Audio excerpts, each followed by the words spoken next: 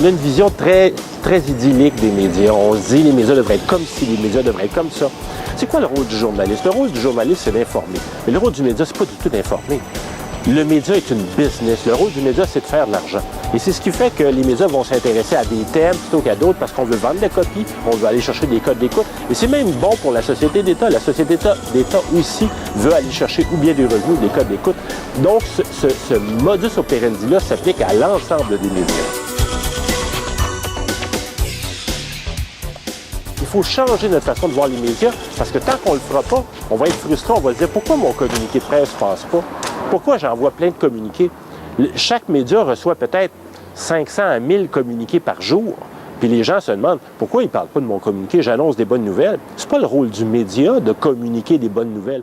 Le corps de René Wathelet a été retrouvé affreusement mutilé hier matin dans son appartement sur cette petite île située au large de Cancun. Le média n'est pas le porte-parole d'une organisation quelconque. Le média est là pour rapporter de la nouvelle parce qu'il veut garder des auditeurs. Il veut être intéressant. Changement de garde au sein du Canadien. Il est 18h. Le TVA Nouvelles commence maintenant. George Gillett passe le flambeau au Molson. Pierre Boivin bien en selle. Il y va d'une solide mise au point. Bonne fin de journée tout le monde. Alors la vente du Canadien au Molson est à toutes fins utiles complétée. On est un peuple très monolithique en termes d'intérêt pour le sport. Il y a un sport vraiment qui est très médiatisé et il y a les autres.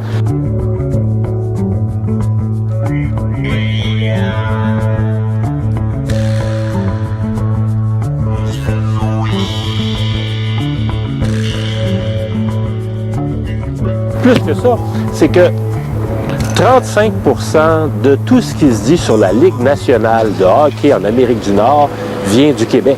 Et on a une équipe. Je vais même aller plus loin. Moi, certains de mes clients à moi nous utilisent pour savoir est-ce que c'est une bonne journée pour annoncer une bonne ou une mauvaise nouvelle. On vient de congédier l'entraîneur du Canadien, par exemple. On l'a déjà vécu. Henri-Paul Rousseau, qui venait s'expliquer avec les pertes de la Caisse de dépôt, 40 milliards de dollars. Les médias n'en avaient que pour lui. Et en 15 minutes, il a perdu 66 % de sa vélocité médiatique parce qu'on venait de mettre dehors Guy Carbonneau.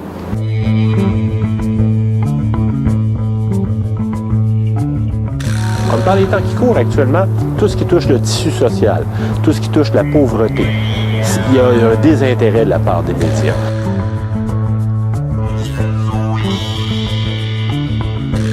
Si on mettait ensemble, par exemple, tout ce qui touche les aînés, les jeunes, la pauvreté, ça équivaut à peu près aux recettes et trucs de cuisine dans les médias. On se dit aussi souvent, on a l'impression que quand les médias nous parlent de quelque chose, c'est parce que c'est important. Je suis heureux au moins que la photo fasse le tour de la Terre. Conversation spatiale. On vous raconte comment Jean Béliveau a fait le bonheur d'un de ses plus grands fans. Que plus un événement est important, plus les médias vont en parler. Il n'y a rien de plus faux. Parce que si c'était vrai, le matin, à la radio, on n'aurait pas les bulletins de circulation tous les matins. On sait que c'est bouché. Il n'y a rien de nouveau là-dedans.